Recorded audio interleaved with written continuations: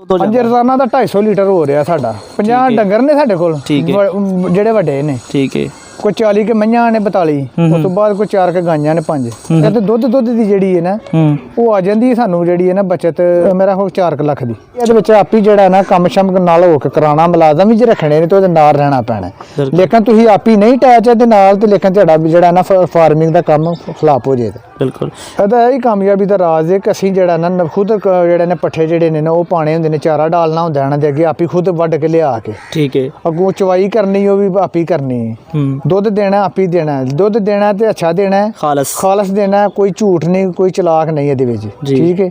ਬਿਲਕੁਲ ਜਿਹੜਾ ਨਾ ਇਮਾਨਦਾਰੀ ਦੇ ਨਾਲ ਅਸੀਂ ਬਿਜ਼ਨਸ ਕਰਨੇ ਆ। ਅੱਲਾ ਦਾ ਸ਼ੁਕਰ, ਬਿਹਤਰ ਅੱਲਾ ਦਾ ਸ਼ੁਕਰ। ਬਿਲकुल।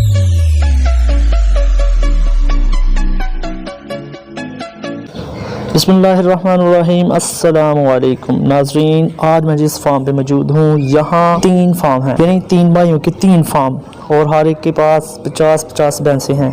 लेकिन यहाँ हम सिर्फ आज एक ही फार्म के बारे में जानेंगे और इनसे बहुत से ज़बरदस्त सवाल होंगे, जिसमें से सबसे अहम ये महाना ये कितना कमा लेते हैं, इनके रोज़ाना दूध की प्रोडक्शन कितनी है और इनका ख़र्चा कितना आता है, कौन सा वंडा ये डालते हैं और फार्म की निगरानी खुद करते हैं या इनके आगे मुलाजम है। इनसे आज बहुत ही ज़बरदस्त सवाल होंगे। आपसे गुजारिश है आप हमारे साथ रहिएगा और मुकम्मल मालूमात के लिए वीडियो मुकम्मल देखिएगा। और इसके साथ साथ अगर आप मेरे चैनल पे न्यू हैं तो मेरे चैनल को कर लें सब्सक्राइब और बेल आइकन को कर लें प्रेस, ताकि आप मेरी हर नई आने वाली वीडियो से रहें बाखबर।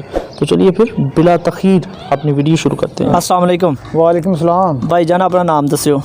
जी मेरा नाम नवीद अहमद जी। माशाल्लाह। किदों तू काम कर रहे हो मच्छां दा?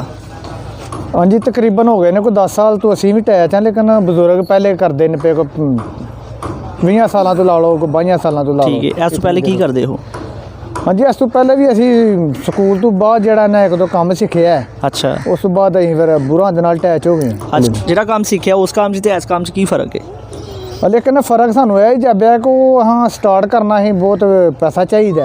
ठीक है। साडे को अगे ही जेड़ा मौजूद सी काम। ਇਹਦਾ ਮਤਲਬ ਹੈ ਕਿ ਪਿਓ ਦਾਦੀ ਨੂੰ ਅਟੈਚ हाँ जी हाँ जी ਬਿਲਕੁਲ ਠੀਕ ਹੋ ਗਿਆ। ਤੁਸੀਂ ਨਾ ਇਸ ਤਰ੍ਹਾਂ ਕਰੋ, ਸਾਡੇ ਨਾਜ਼ਰੀਨ ਨੂੰ ਆਪਣੇ ਫਾਰਮ ਦੀ ਜਿਹੜੀ ਨਾ ਕਾਰਗੁਜ਼ਾਰੀ ਉਹ ਦੱਸੋ ਕਿ ਤੁਸੀਂ ਕਿਸ ਤਰ੍ਹਾਂ ਅੱਛਾ ਦੁੱਧ ਲੈ ਰਹੇ ਹੋ, ਕਿਸ ਤਰ੍ਹਾਂ ਵੰਡਾ ਡਾਲ ਰਹੇ ਹੋ, ਕਿਹੜੀ ਖੁਰਾਕ ਡਾਲ ਰਹੇ ਹੋ, ਤਰਤੀਬ ਉਹ ਦੱਸ ਦਿਓ।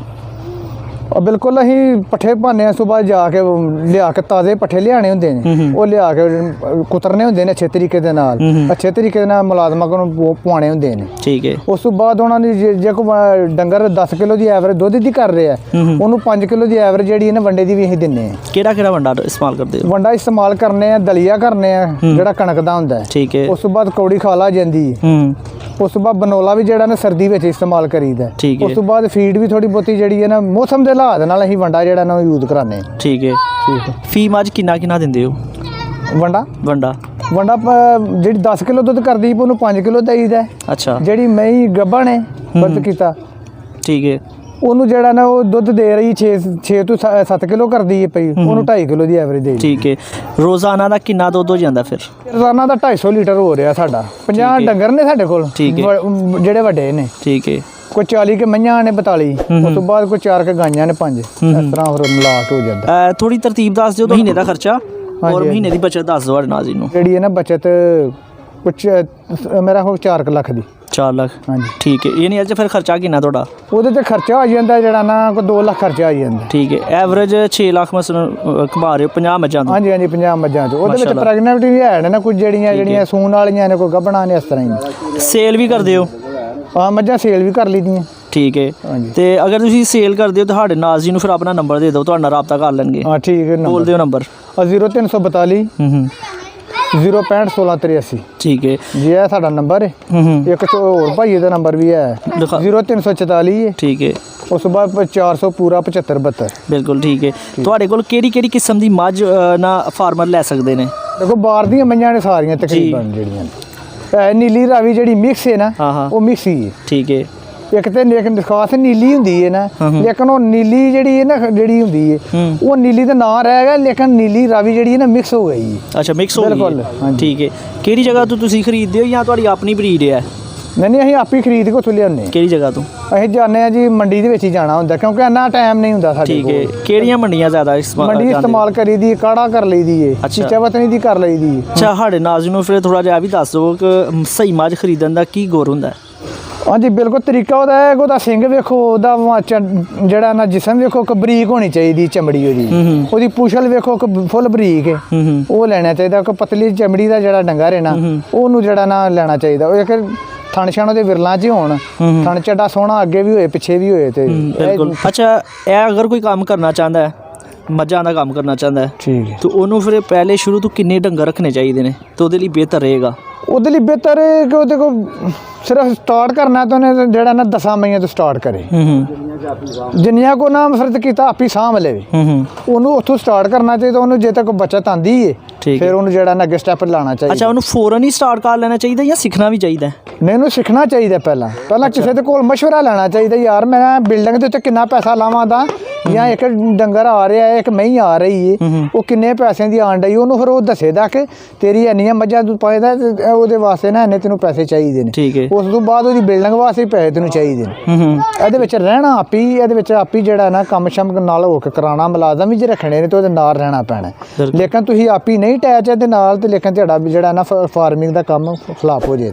ਤੁਸੀਂ ਮਾਸ਼ਾਅੱਲਾ ਇਹ ਇੰਨੇ ਅੱਛੇ ਤਰੀਕੇ ਨਾਲ ਨੂੰ ਮੈਨੇਜ ਕਰ ਰਹੇ ਹੋ ਤੁਹਾਡੇ ਇਹ ਕਾਮਯਾਬੀ ਦਾ ਰਾਜ਼ ਕੀ ਹੈ ਸਾਡੇ ਨਾਜ਼ਰੀਨ ਨਾਲ ਉਹ ਰਾਜ਼ ਤੇ ਸ਼ੇਅਰ ਕਰ ਦਿਓ ਅੱਜ। ਇਹੀ ਕਾਮਯਾਬੀ ਦਾ ਰਾਜ਼ ਹੈ ਕਿ ਅਸੀਂ ਜਿਹੜਾ ਨਾ ਖੁਦ ਜਿਹੜੇ ਨੇ ਪੱਠੇ ਜਿਹੜੇ ਨੇ ਨਾ ਉਹ ਪਾਣੇ ਹੁੰਦੇ ਨੇ ਚਾਰਾ ਡਾਲਣਾ ਹੁੰਦਾ ਇਹਨਾਂ ਦੇ ਅੱਗੇ ਆਪੀ ਖੁਦ ਵੱਢ ਕੇ ਲਿਆ ਕੇ ਠੀਕ ਹੈ ਅੱਗੋਂ ਚਵਾਈ ਕਰਨੀ ਉਹ ਵੀ ਆਪੀ ਕਰਨੀ ਹੈ ਦੁੱਧ ਦੇਣਾ ਆਪੀ ਦੇਣਾ ਦੁੱਧ ਦੇਣਾ ਤੇ ਅੱਛਾ ਦੇਣਾ ਖਾਲਸ ਦੇਣਾ ਕੋਈ ਝੂਠ ਨਹੀਂ ਕੋਈ ਚਲਾਕ ਨਹੀਂ ਇਹਦੇ ਵਿੱਚ ਠੀਕ ਹੈ ਬਿਲਕੁਲ ਜਿਹੜਾ ਨਾ ਇਮਾਨਦਾਰੀ ਦੇ ਨਾਲ ਅਸੀਂ ਬਿਜ਼ਨਸ ਕਰਨੇ ਆ ਅੱਲਾ ਦਾ ਸ਼ੁਕਰ ਬਿਹਤਰ ਅੱਲਾ ਦਾ ਸ਼ੁਕਰ ਬਿਲਕੁਲ ਠੀਕ ਹੈ। ਤੁਹਾਡੇ ਫਾਰਮ ਦੇ ਉੱਪਰ ਸਭ ਤੋਂ ਜ਼ਿਆਦਾ ਕਿਸ ਬਿਮਾਰੀ ਦਾ ਤੁਹਾਨੂੰ ਸਾਹਮਣਾ ਰਿਹਾ ਤੇ ਉਹਦੇ ਤੋਂ ਕਿਸ ਤਰ੍ਹਾਂ ਬਚਿਆ ਜਾ ਸਕਦਾ ਹੈ? ਲੇਕਿਨ ਇੱਥੇ ਸਾਲ ਬਾਅਦ 6 ਮਹੀਨੇ ਬਾਅਦ ਮੂੰਹ ਦਾ ਜਿਹੜਾ ਨਾ ਉਹ ਆਉਂਦਾ ਸੀ ਮਸਲਾ ਵਾਇਰਸ ਜਿਹੜਾ ਨਾ ਆਉਂਦਾ ਹੈ ਲੇਕਿਨ ਉਹਦਾ ਇਹ ਹੀ ਕਾਮਯਾਬੀ ਦਾ ਰਾਜ਼ ਹੈ ਉਹਦੀ ਸਫਾਈ ਰੱਖਣੀ ਜਿਹੜੀ ਇਹਨੇ ਜ਼ਰੂਰੀ ਹੈ ਉਹਦੀ 1 ਸਾਲ ਬਾਅਦ ਜਿਹੜੀ ਹੈ ਨਾ ਵੈਕਸੀਨ ਵੀ ਆਉਂਦੀ ਹੈ ਔਰ ਜਿਹੜੀ ਨਾ ਲਾਜ਼ਮਨ ਲਵਾਉਣੀ ਠੀਕ ਹੈ ਉਹ ਤੁਹਾਨੂੰ ਗੌਰਮੈਂਟ ਦਿੰਦੀ ਹੈ ਉਹ ਲਵਾਉਣੀ ਚਾਹੀਦੀ ਹੈ ਠੀਕ ਹੈ ਉਹ ਕਹਿ ਕੇ ਵੀ ਜਾ ਕੇ ਲਵਾਉਣੀ ਚਾਹੀਦੀ ਕਿਉਂਕਿ ਹਰ ਡੰਗਰ ਨੂੰ ਇਸ ਤੋਂ ਇਲਾਵਾ ਕਿਸੇ ਬਿਮਾਰੀ ਦਾ ਸਾਹਮਣਾ ਨਹੀਂ ਰਿਹਾ ਇਨਸ਼ਾਅੱਲਾ ਕੋਈ ਨਹੀਂ ਐਸਾ ਹੋਇਆ ਕੋਈ ਕਿਹੜੇ ਮਸਾਲੇ ਦਿੰਦੇ ਉਹ ਵੀ ਜ਼ਰਾ ਸਾਡੇ ਨਾਜ਼ਰੀਨ ਨਾਲ ਸ਼ੇਅਰ ਕਰਿਓ।